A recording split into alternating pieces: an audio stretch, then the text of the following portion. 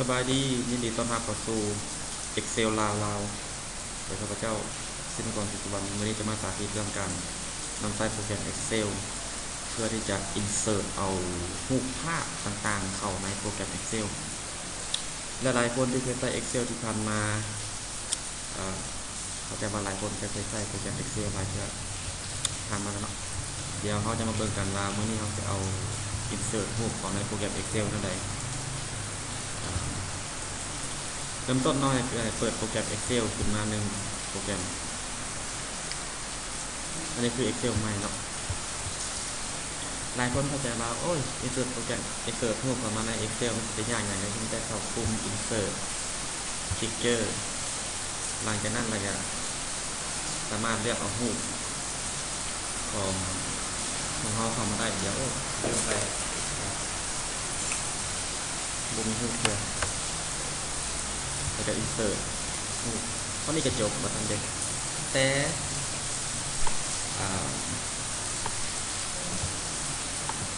ในกรณีนี้เนาะให้เข้าใจว่านี่คือรูป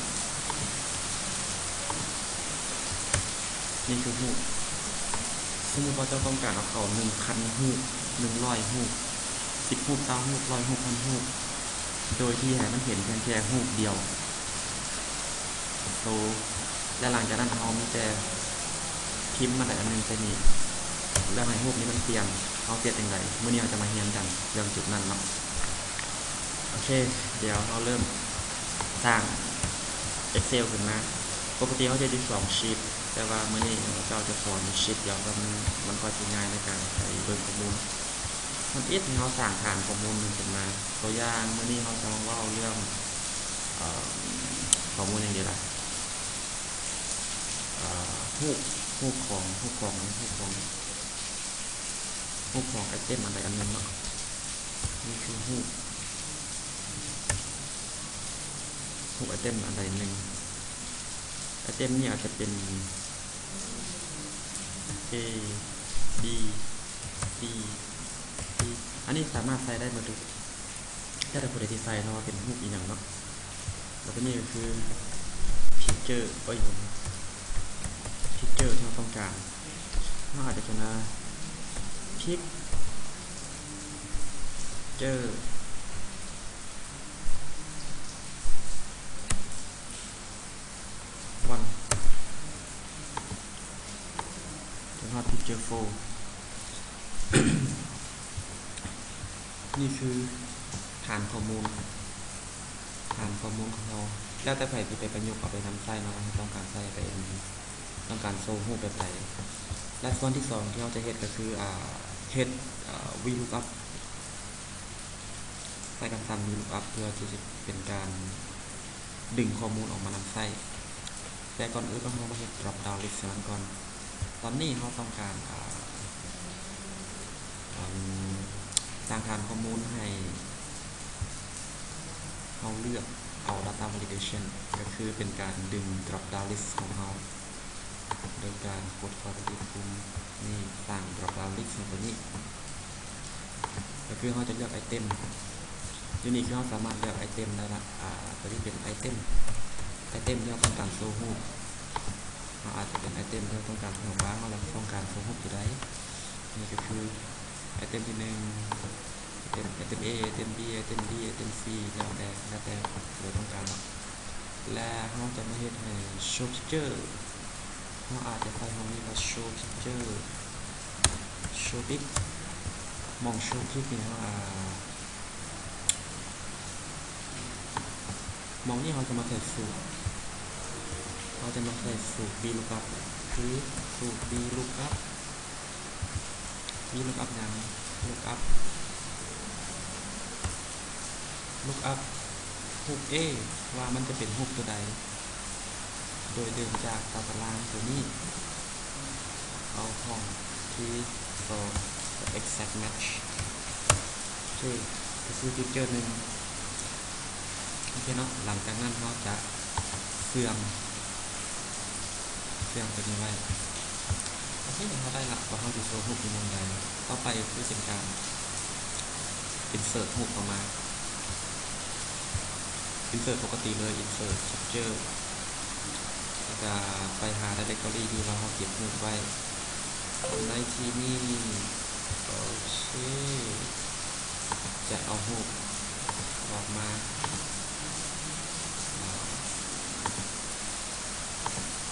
นี่คือภาษาเรื่องการทำรูปโอเคเรามี4รูปเดี๋ยวจะรูป4อัน1 2 3 4โอเคเรามี4รูป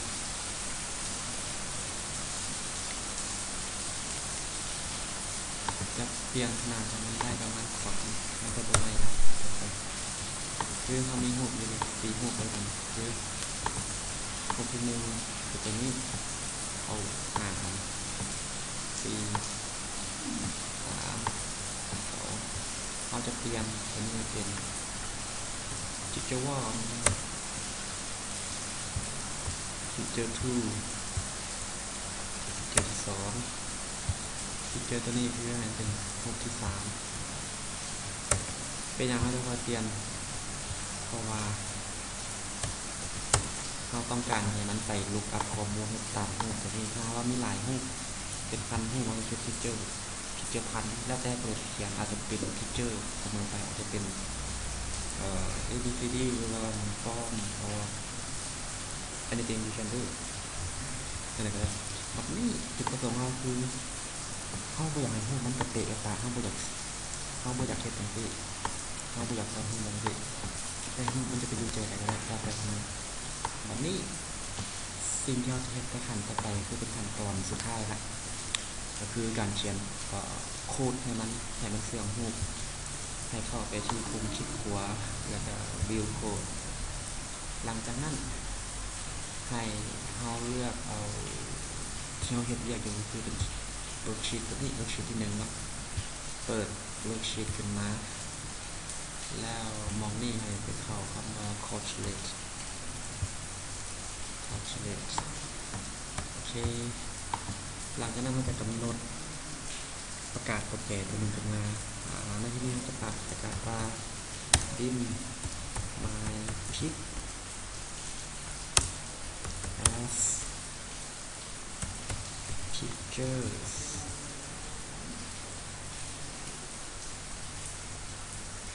มาจากบนหน้าแอป picture โอเคเขาได้ละสิ่งต่อไปที่เราจะเห็นคือ Excel ตัวนี้ถ้าว่าเป็น pictures มีแต่ s เนาะ .vc equal false โอเคณเวลานี้ picture นั้นได้หายไปแล้วโอเคขั้นตอนต่อไปคือเขียนคำสั่งว่า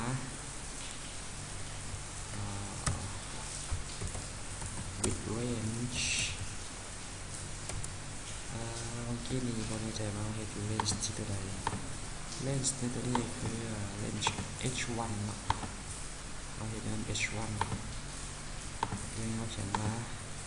with range ใส่อันนี้มัน h1 ก็คืออยู่ในห้อง h1 นี่ for is my picture in me picture ตัวนี้หมายความว่าสำหรับทุกๆรูปที่อยู่ใน my pic จะได้รูปของใครในฐานข้อมูลรูปของใครนั้นเราจะมากำหนดว่าถ้าหากว่า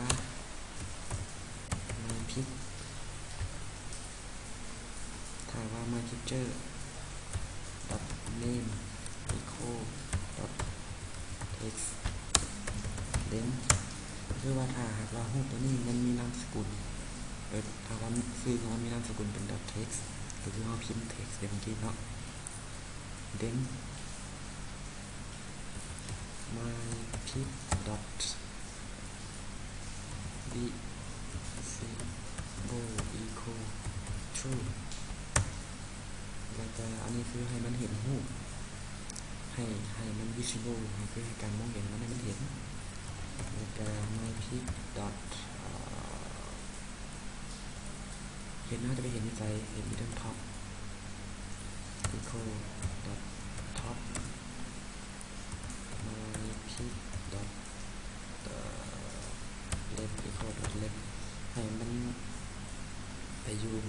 ซ้าย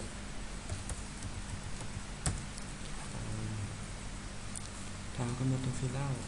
ต่อไปก็คือ exit for ก็คือปิดตัว for ยกเว้นตัว for ไว้แล้วก็ end if ให้ไปหารูปต่อไปหลังจาก end if แล้วคือ next my pick แล้วก็ end with โอเค enter โอเค enter โค้ดต่อไปมันคือบนโชว์รูปคิดว่า H1 ก็น่าจะพิมพ์ picture P I O picture เขาน่าจะพิมพ์ผิดเดี๋ยวเขาต้องเปิดตัวนี้ขึ้นมาใหม่view code ที่แก้คือ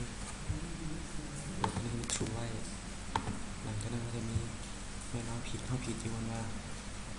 ตัวนี้ต้องเป็นตัวพี่ใหญ่โอเค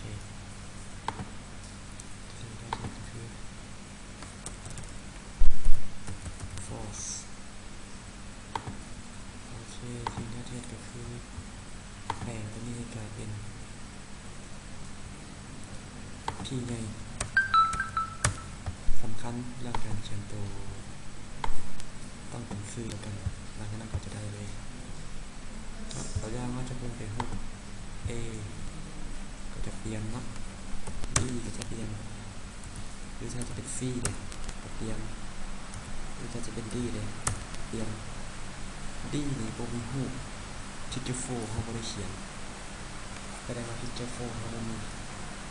Picture 4เขาต้องมาเขียนชื่อผิดแน่นอนลองเปิดมันดูก็ได้เป็นชื่อ True แล้วมาเบิ่ง Picture 4เขาไม่ใช้ Picture 4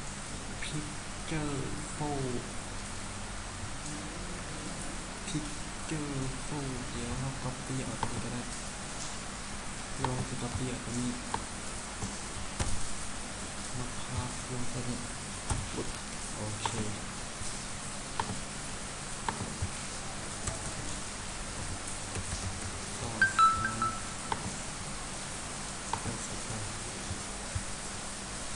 ดูได้ดิของดีบุญหูC A B C D บอกให้เราน่าจะเขียนซื้อหูผิดหลายตัว next my pick true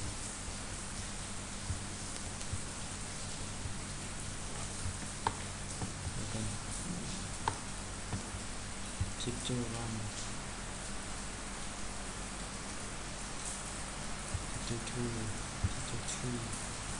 picture 4 pick C I T U R E that one C okay P I C T U E that one C okay เพราะฉะนั้น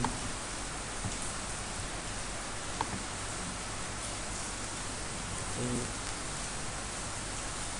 B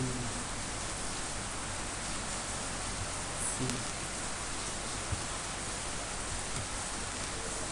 D ลงไป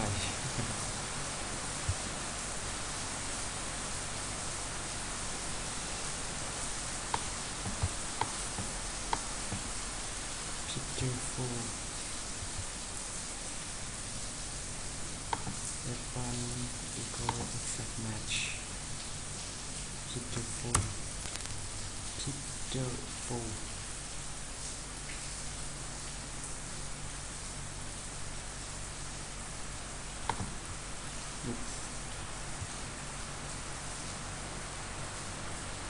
exit for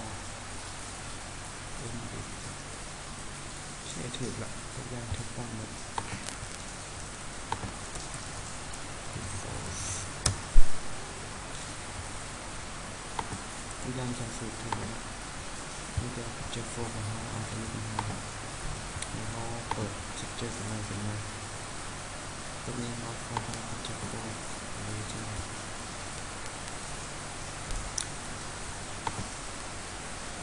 ทดสอบ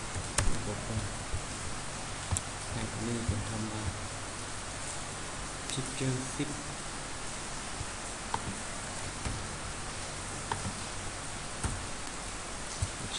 เป็นน้ำหูกิน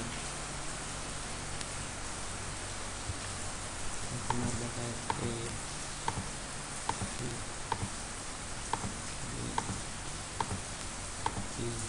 ได้ละถ้าเราเดินกับเห็นรูปนี้ก็ทำกับพอดีปุ๊บ enter ปุ๊บเลยโอเคเนาะแล้วคือที่เมื่อแต่พอนี้ก็นี่สอนมาได้ละบางว่าจะเป็นประโยชน์เพราะว่าการนำข้อมูลเข้ามาในซี่มันจะเฮ็ดให้อย่างดี Excel ของเราค่อนข้างจะอย่างดีค่อนข้างจะ advanced ไปนะอีกระดับหนึ่งบางว่าคงจะเป็นประโยชน์แล้วพบกันใหม่ในคลิปหน้าขอบใจ